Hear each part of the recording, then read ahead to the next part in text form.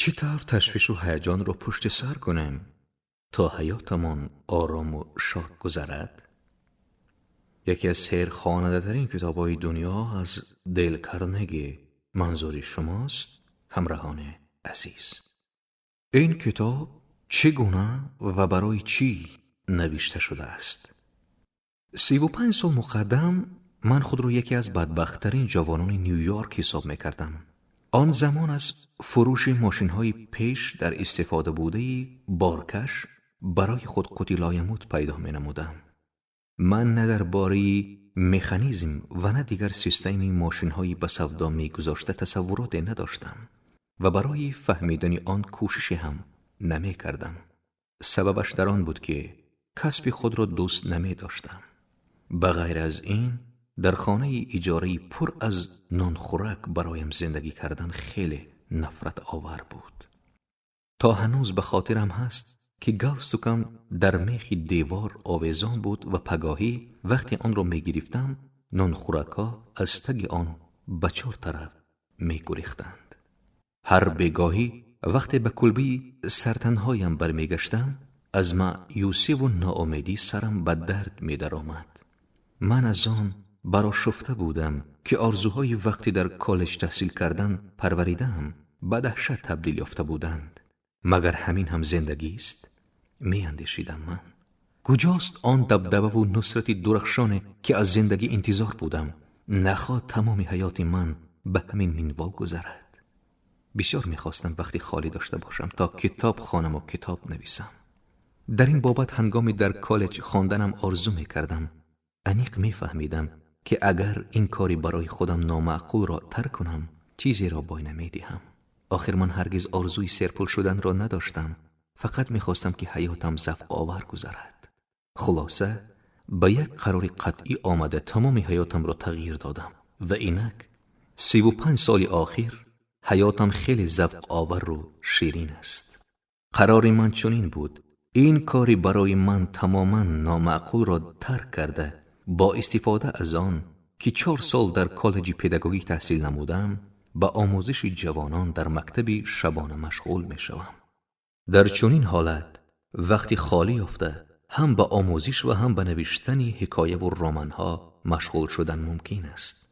من من بعد برای آن می کوشم که زندگی نمایم تا نویسم، نویسم تا زندگی نمایم.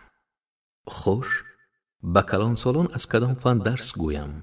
وقتی مشغولیت های کالج را به خاطر آوردم دریافتم که از همه مشغولیت ها مهمترینش برای انسان نطق کردن، سخن گفتن را یاد گرفتن است. برای چی؟ برای آن که توسط این هنر شخصا خودم از بی‌جرأتی و ناباوری به تمام رها یافته معامله کردن و حتی جسارت را آموختم. من عمیق درک نمودم که فقط آن آدمان از عهده راهبری می برایند که می توانند نقطه نظری خود را، فکر خود را گذارند. با همین اندیشه ها من برای اشغال وظیفه معلم صنعت نطق برای کورس‌های شبانه به دانشکده‌های کلمبیا و نیویورک عریضه نوشتم. ولی این دانشگاه‌ها با ادبانه اظهار نمودند که به کمک من احتیاج ندارند. سراول از این خیلی محزون شدم، ولی دیرتر حس کردم که از این چیزی بای ندادم. در این دوره من به مکتب شبانه اسوسیاسیون خریستیان‌های جوان به کار سر کردم. فقط اکنون در رو به نشاندادهای مشخص نائل گشتن لازم بود. در نزد من وظیفه خیلی دشوار می ایستاد. آخر آدمان کلانسال به نزد من نه برای دیپلم و نه برای نشان دادن افضلیت اجتماعی بلکه برای آن می آمدند که توسط آموزش در این کورس پرابلم های جاری خود را حل نمایند.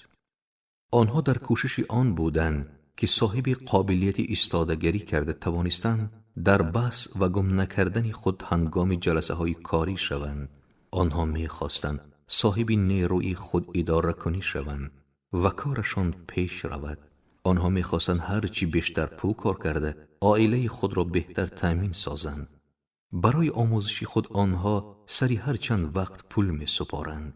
اگر درس ها نتیجه نآورند معلوم که پول سپاریشان را قطع می کردند. این همه مرا وادار میکرد که بهر بهبودی مشغولیت ها از صمیم دل محنت نمایم. آن وقت من فکر میکردم که در شرایط خیلی دشوار زندگی و محنت دارم، ولی اکنون میفهمم که محض در آن روزها تجربه قیمت بها جمع آوردم. از من مهارتی به خود جلب کردن شاگردانم طلب کرده میشد. به من لازم بود که به آنها بهر حل مشکلهایشان کمک کنم. برای این خیلی ضرور بود که هر یک درسم ذوق آور و خاطر نشین باشد و برای شنوندگان خواهش ادامه دادن مشغولیت ها را پیدا کنانم. این فعالیت خیلی شوق آور بود و روز تا روز به من بیشتر معقول می شد. در حیرت می آمدم که آدمان چطور قابلیت باوری به خود پیدا می کنند. کارشان پیشرفت و معاششان می افزاید. موفقیت از نظر داشت من هم بیشتر به دست آمد. بعدی 3 سمستر اساسیاتسیا که پیشتر به من برای هر مشغولیت $5 معاش میداد، اکنون $30 میدادگی شد. وقتهای اول من فقط صنعت سخن درس میدادم، ولی به تدریج بعد گذشت سالها فهمیدم که طلبگان کلان سال من اینچنین به صنعت و مهارت دوست پیدا کردن و به آدمان تأثیر گذاشتن نیز سخت احتیاج دارند. از سبب آن که در این بابت ادبیات درکاری پیدا کردن نتوانستم، لازم دانستم که خودم در بابت مناسبت بین همدیگری انسان کتاب نویسم. ولی این کتاب از روی متد معلوم نوشته نشده، بلکه در اساس تجربه حیاتی شنوندگان کلانسال من به وجود آمده است. من آن را چطور میتوان دوست پیدا کرد و به آدمان تأثیر رسان نام گذاشتم و نام دیگر این کتاب آیین دوستیابی است. ناوابسته بر آن که این کتاب فقط چون واسطه تعلیمی تألیف یافته بود، ولی برابری 4 کتاب دیگرم خیلی زیاد نشر و پهن شد. سالها می گذشتند و من فهمیدم که یکی از مشکلات مهمترین شنوندگان این اضطراب و تشویش است.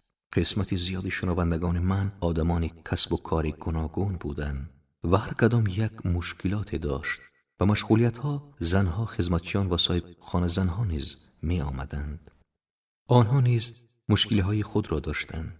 خود از خود معلوم که در بابت چطور هیجان و تشویش را پشت سر کردن هم ادبیات لازم بود و من به جستجو پرداختم. سراول به کتابخانه مرکزی نیویورک رفتم و حیرت آور بود که در هر کتالوگ تشویش همگی 22 کتاب ثبت یافته بود. حالان که در کتالوگ همسایه کیرمها در زبان انگلیسی تشویش ماری و کیرم وارم نام دارند و از جهت الف با همسایان 189 کتاب ثبت یافته بود. البته این حیرت آور است. همین طور نه؟ آخر تشویش یکی از پرابلم‌های خیلی مهم انسانیت است و خوب می شود که در تمام مکتب‌های میانه و کالج‌ها کورسی چطور هیجان و تشویش را پشت سر کرد تعلیم داده شود. ولی در این بابت به من میسر نشد که یگان دستوری تعلیمی یابم. حق به جانب دیوید سیبری است که در کتابش چطور میتوان تشویش و هیجان را پشت سر کرد می نویسد: ما به آوان کمالات آنقدر ناتیار داخل می شویم که به شخصی از روی کتاب آرزوی رقاصی بالت شدن داشته مانده ایم. خوش، همه این چی نتیجه ها می آرند. زیاده از نصف کتهای بیمارستان های مملکت را آنهای اشغال نمودند که از التهاب عصب و حسیات به بیماری ها مبتلا گشتند. من همین آن 22 کتاب‌های را که در کتابخانه مرکزی نیویورک محفوظند و باز چندین کتاب‌های دیگر را در این موضوع که دسترسم گشتند مطالعه نمودم. ولی یگان توی آنها نمی توانستند که چون دستوری تعلیمی خدمت کنند. از این رو قرار دادم چنین کتاب را خودم می نویسم. برای نوشتن این کتاب 7 سال تیاری دیدم. چگونه؟ نقطه نظری فیلسوفان همین قرنها را پیرامون هیجان و تشویش مطالعه نمودم. اینچنین سرگذشت صدها آدمان بزرگ را از کنفوسی تا چرچیل را خواندم.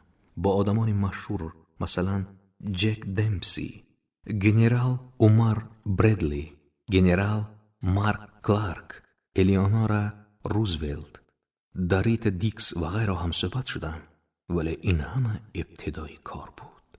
باز در این دوره به کاری از مطالعه و صحبت مهمتری نیز مشغول شدم. طول 5 سال در آزمایشگاهی که به تحقیق مسائل هیجان و تشویش مشغول بود کار کردم. این آزمایشگاه را ما در نزد کرسی خود تشکیل داده بودیم و تا جای من آگاهم نخستین آزمایشگاه دنیا بود در بابت تحقیق تشویش. فعالیت ما چنین صورت می گرفت و شنوندگانمان در بابت عملی نمودن این یا آن قاعده مبارزه با مقابل اضطراب سفارش می دادیم و خواهش می نمودیم که از نتیجهش ما را آگاه سازند. قسم دیگری شنوندگانمان باشند در بابت اصولهای مبارزه به مقابل تشویش و اضطراب که از سر گذرانیده اند حکایه می کردند. در نتیجه به گمانم در این موضوع در دنیا از همه بیشتر من نقل و حکایه شنیدم. به غیر از این مکتوب‌های زیادی را که در این موضوع توسط پاچته گرفتم خواندم. ما این چنین در بابت حکایه بهترین در موضوع پشت سر کردن تشویش در 70 شهری ایالات متحده آمریکا و کانادا آزمون اعلام نمودیم. خلاصه کلام، این کتاب خود از خود پیدا شده است.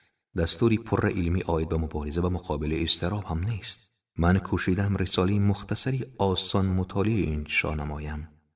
در اساس فکت‌های مشخص درباره آنکه چطور آدمان سالار و تجربه دار هیجان و تشویش را پشت سر نموده‌اند.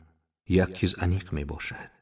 این کتاب دستور عمل است و هر کسی خواهش داشته باشد می تواند این کار را آموزد.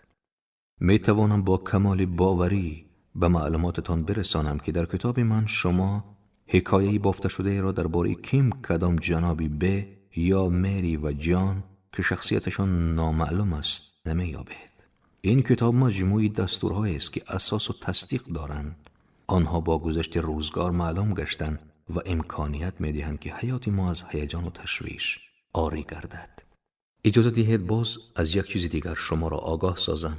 در این کتاب شما یگان تدبیری نو و غیر عادی را نمی یابید. همه آنهایند که به همه معلومند ولی ما فراموششان کردیم یا به یگان سبب دیگر در کار و بار هر روزه من استفادهشان نمی بریم. اصلا در این حالت چیزی نوی هم لازم نیست. ما آخر به خوبی آگاهیم که چطور باید حیات مکمل گذرانیم. بدبختی ما در نادانی ما نه، در آن است که می دانیم و عمل نمی کنیم. وظیفه این کتاب یک بار دیگر خاطررسان کردن، با مثالهای عمیق و واضح فهمانیدن، تکمیل دادن و توصیف کردن بسیار پهلوهای حقیقت قدیمی فراموش شده، این چون شما را جنبانیده بیدار کردن و برای رعایت آنها آماده ساختن است. به شما این کتاب ضرور است نفهمیدنی آن که چطور انشا شده است. به شما لازم است در اساس آن موافق نشانداد آن عمل کنید. این طور باشد بیایید سر کنیم. باز یک شرط دیگر، اول یکان 40 صفحه این کتاب را بشنوید. بعد این اگر حس کنید که قوه و ذوق نو، التهام تازه که به شما امکان می‌دهد تشویش و هیجان را پشت سر نموده از شیرینی حیات بهره ور می‌شوید، پیدا کرده ایستادید، ادامه دهید. اگر نه کتاب را دور پرتایید. در چنین حالت این کتاب به شما فایده نمی آورد.